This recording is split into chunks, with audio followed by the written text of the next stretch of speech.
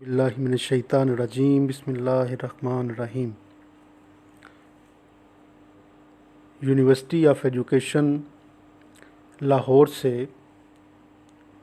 Doctor Shabbir Hussain MPhil Urdu semester दोम के पर्चा तहकीकी मकाला निगारी और असूल तदवीन के साथ आपके साथ मौजूद हूँ। ये पर्चा जो एमफिल उर्दू के तलबा को मकाला निगारी और असूल तदवीन के मराहिल से गुज़रने में आसानी पैदा करता है, इस पर्चे को उर्दू 5114 के कोड के साथ एमफिल उर्दू में लाजिम पर्चे के तौर पर शामिल किया गया है। यूनिवर्सिटी ऑफ एजुकेशन तलबा को इस आलमी वबा के कोविड-19 के इल्मी नुकसान से महफूज रखने के लिए ऑनलाइन क्लासेस को जारी रखे हुए है। आज इस सिलसिले का 28वां लेक्चर है, लेक्चर नंबर 28। हम गुज़श्ता लेक्चर से मुतालिया कर रहे हैं मवाद की फ़राहमी के हवाले से, तहकीकी मवाद की और उन माख़ज़ात के हवाले से जो इसमें काम आते हैं, बुनियादी, सानवी, प्राइमरी, सेकेंडरी। आइए देखते हैं इस सिलसिले में हमने गुज़श्ता लेक्चर में कहाँ तक ये फ़ासला तय किया। हमने गुज़श्ता लेक्चर में ये देखा कि वो अदीब जो ज़ेर तहकीक होते हैं उनके ख़तूत या वो कॉरेस्पोंडेंस जो उनके साथ की जाती है या वो ख़त जो वो ख़ुद लिखते हैं, उनकी इल्मी व अदबी मामलात में और तहकीकी असूलों को सामने रखते हुए उनकी कदर व मंज़लत क्या है और वो तहकीक में किस तरह फ़ायदेमंद और सूदमंद साबित होते हैं। नीज़ ये भी कि इससे ज़ात के कौन कौन से पहलू रोशन होते हैं। हमने देखा था कि ख़तूत को महफूज रखने की रवायत शामिल है तारीख़ी दस्तावेज़ात, रियासती आर्काइव्स, ये हमने डिस्कस किया था।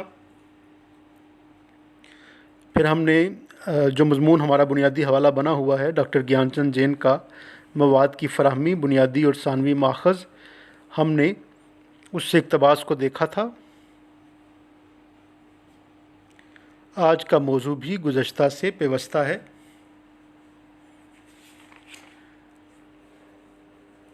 जी अज़ीज़ तलबे इल्मो, हमने देखा था कि समई मवाद तक हम पहुँचे थे। बसरी मवाद किस तरह काम करता है, समई मवाद कैसे काम करता है। तो आज हम ये देखेंगे दो चीज़ें, एक उन नकूश के बारे में, उन तहरीरों के बारे में जो मकबरों पर, गुंबदों पर, दरवाज़ों वगैरह पर नस्ब लोहों से नकल की जाती हैं और उनसे हमें क्या मुफीद मालूमात बतौर मुहक्किक हासिल होती है।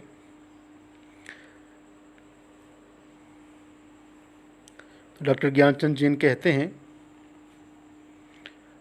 मकबरों,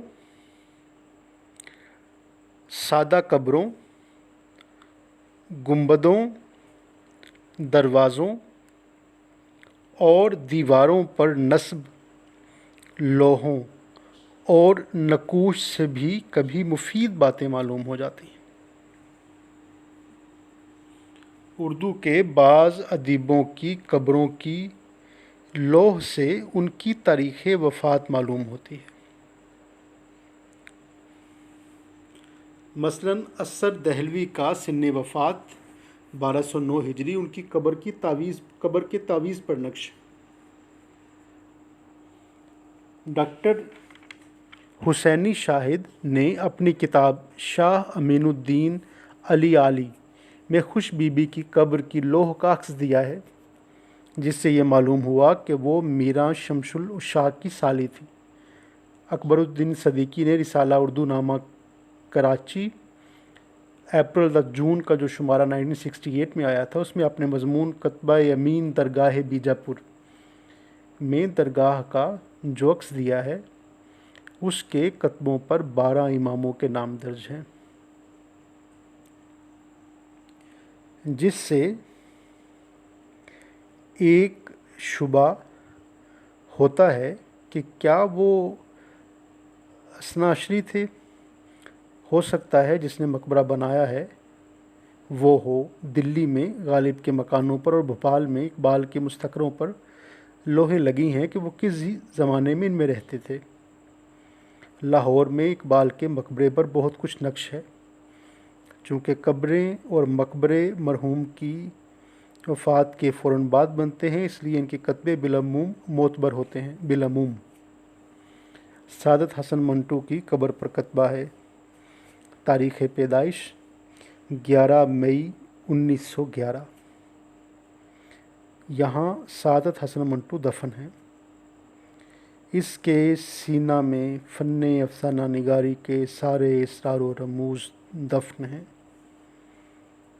वो अब भी मनो मिट्टी के नीचे सोच रहा है कि वो बड़ा अफसाना निगार है या खुदा। सादत हसन मंटू 18 अगस्त 1954 1954 और तारीख़ वफ़ात 18 जनवरी 1955 निकलती है।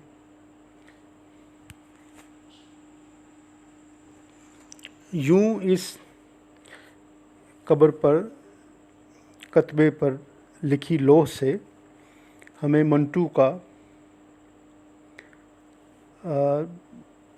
पता चलता है कि उसकी वफ़ात कब हुई और पैदाइश क्या थी।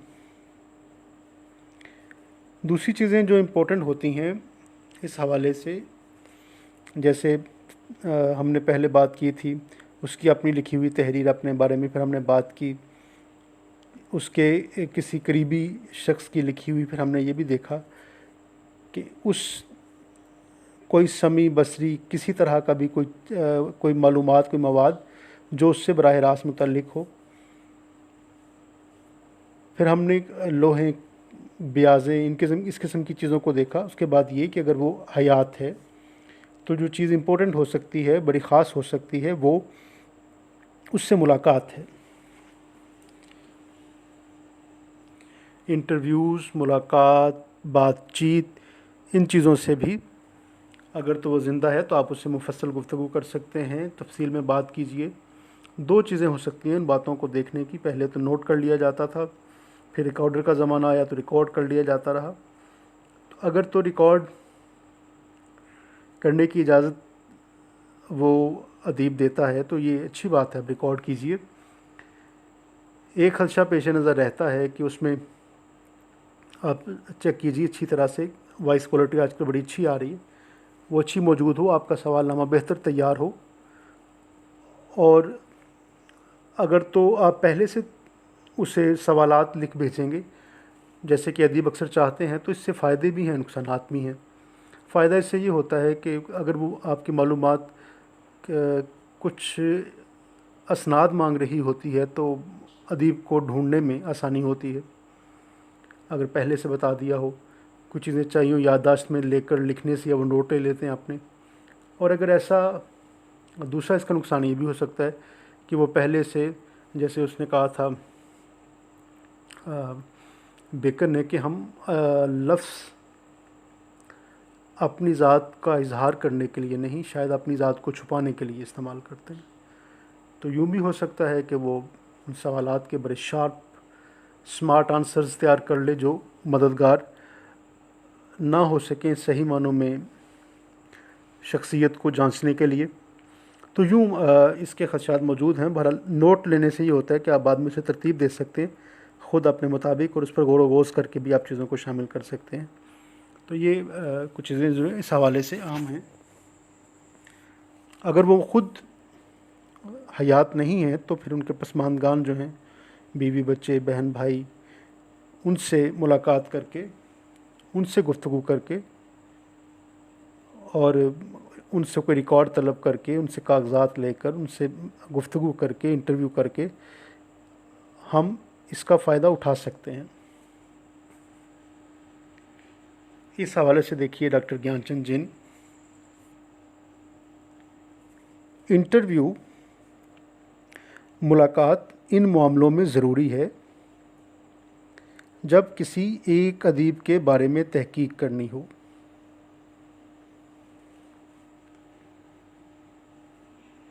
اگر وہ زندہ ہے تو اس سے مفصل بات چیت ہوگی. شاید کئی نشستوں کی ضرورت آئے.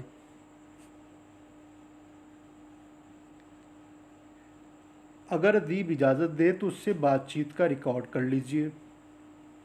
دقت یہ ہے کہ جب کسی کو یہ معلوم ہو کہ اس کا ہر بیان اسی کے الفاظ میں صدا بند کیا جا رہا ہے تو وہ احتیاط کرے گا، صاف گوئی سے کام نہیں لے گا، اس کی آزادی گفتار عاقبت اندیشی کی اسیر ہو جائے گی.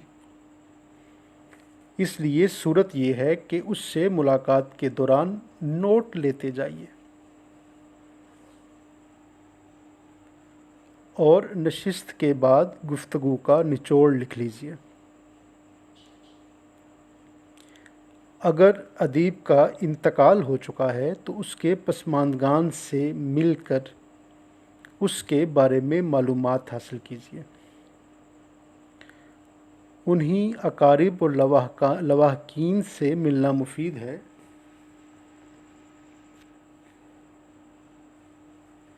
جنہوں نے اس ادیب کو دیکھا ہے. اس لحاظ سے اس طرح سے صرف ان ادیبوں کے سلسلے میں ملاقات والا معاملہ مفید ہے جن کا 20ویں صدی میں انتقال. فراق، جوش، حسرت موہانی وغیرہ. میرا مریم مومن پر تحقیق کرنی ہو تو کس سے ملا جائے، یہ سوال پیدا ہوتا ہے. جیسے شناور اسحاق کہتے تھے کہ اب تو وہ نسل بھی معدوم ہوئی جاتی ہے جو بتاتی تھی فسادات سے پہلے کیا تھا. غیر متعلق حضرات سے پوچھنا بیکار ہے، کوئی دوسرا آپ کے لیے ریسرچ نہیں کرے گا.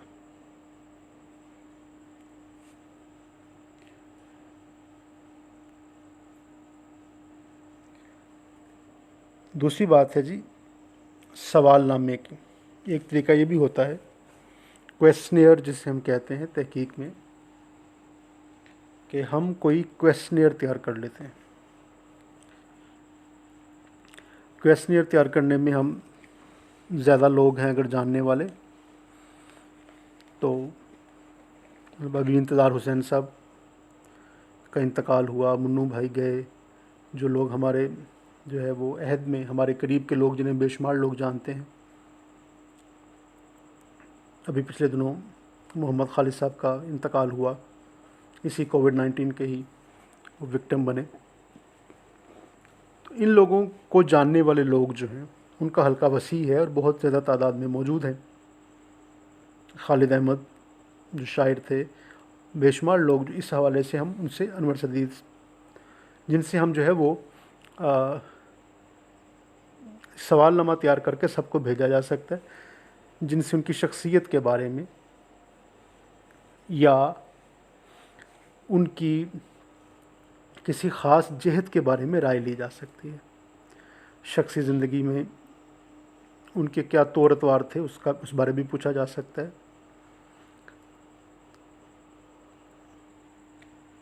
لیکن کیا یہ کویسچنیئر ادب میں زیادہ مفید ہوتا ہے یا نہیں ہوتا؟ اس حوالے سے سماجی سائنس، سوشل سائنسز میں اگر آپ سائیکالوجی کا سبجیکٹ ہو، ایجوکیشن کا ہو یا سوشل ورک کا ہو یا کوئی دوسرا ایسا سبجیکٹ سماجیات کا، تو اس میں تو بہت افیکٹو ہوتا ہے. ادب میں کیا ہوتا ہے ڈاکٹر گیان چند جین کی رائے میں دیکھیے.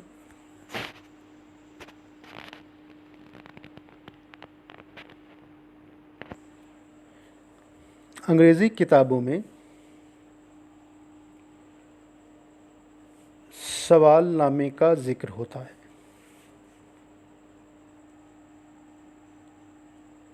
یہ سماجی سائنس کے مضامین میں زیادہ مفید ہے،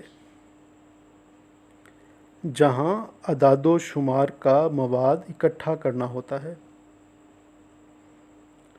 ادب میں چندہ مفید نہیں۔ سوال نامہ ملاقات کا نعم البدل نہیں۔ جیسے یہ کہ سوال کو کہا جائے کہ یہ سوال نامہ جو ہے یہ آلٹرنیٹ نہیں ہو سکتا، that's not replacement to it.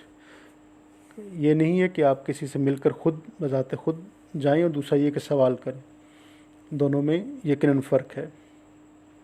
تاہم سوال نامے میں یہ فائدہ ہے کہ یہ زیادہ لوگوں تک پہنچ سکتا ہے، لیکن اس کے جوابات میں گہرائی نہیں ہوتی۔ یہ ڈاکٹر گیان چند جین صاحب کی رائے ہے۔ اول تو اردو والے جواب ہی نہیں دیں گے، جواب دیں گے تو سرسری، کسی مخصوص ادیب کے بارے میں اس کے اعزاء و اقارب سے سوال کیے جائیں تو کچھ بات ہے، ورنہ کسی پروفیسر یا دوسرے عالم سے ایسے موضوع پر پوچھنا جس کے بارے میں اس کا خصوصی مطالعہ نہ ہو تو وہ کیوں بتائے گا؟ میرے پاس مناظر عاشق ہرگانوی نے آزاد غزل کے بارے میں ایک سوال نامہ بھیجا، گشت کرتا ہوا سوال میں گھومتا پھرتا ہے۔ سوالات اس ڈھب سے کیے گئے تھے کہ مجیب کو گھیر گھار کر، ڈرا کر، مجبور کر کے آزاد غزل کی تعریف و تائید کرا لی جائے۔ میں اس موضوع کے لیے مناسب مجیب نہ تھا۔ میں نے اس کے اکثر سوالوں کے جواب دیے، بعض کے نہ دیے۔ مجیب بھی کتنا اچھا رسپونڈر کا ترجمہ کیا انہوں نے۔ میرا خیال ہے کہ اردو ادب کی تحقیق میں سوال نامے کی افادیت محدود بلکہ مشکوک ہے۔ ہاں، کسی امر خاص کے بارے میں ماہرین کو چٹھی لکھ کر استفسار کیا جائے تو مناسب ہے۔ ماہرین کو، یہ وہ کہہ رہے ہیں ایکسپرٹس کو۔ میرے پاس اس قسم کے استفسارات اکثر آتے رہتے ہیں جو بیشتر عروض، قافیے اور صحت الفاظ سے متعلق ہوتے ہیں۔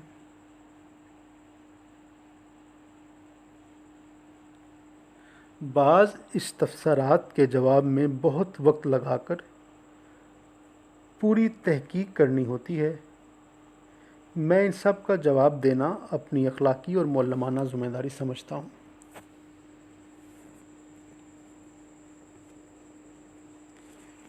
جی، اس سلسلے میں ہم نے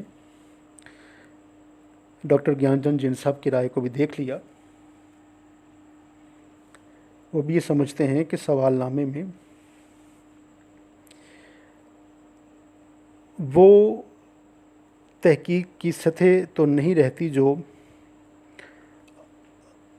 دو بدو ملاقات میں ہے، لیکن اس کا جو سب سے بڑا فائدہ وہ یہ ہے کہ ہمیں کثیر تعداد میں، کافی تعداد میں رائے مل جاتی ہے۔ لیکن میرا اصرار پھر یہی ہوگا کہ وہ لوگ جو سوشل سائنسز،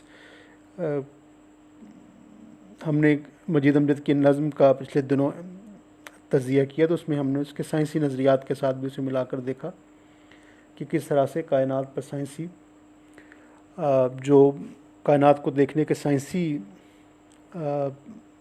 نظریات تبدیل ہوئے تو اس کے ساتھ شاعری میں بھی تبدیلی واقع ہوئی۔ تو سوشل سائنسز کے ساتھ ساتھ ادب میں بھی سوال نامہ بہرحال اپنا کردار ادا کرتا ہے اور کر سکتا ہے، اور خاص کر اس زمانے میں یہ قدرے آسان بھی ہو چکا ہے کہ آپ ایک میل کر دیتے ہیں سب کو، اور پھر اگر آپ یاد دہانی بھی کروا دیں الگ سے تو زیادہ اچھا ہے۔ اپنے نگران سے کروا لیں میل، یا ان کے ریفرنس سے کہیں تو یہ بھی اچھا ہے۔ تو یوں آپ کو جو ہے وہ چیزیں دستیابی میں آسانی ہوتی ہے۔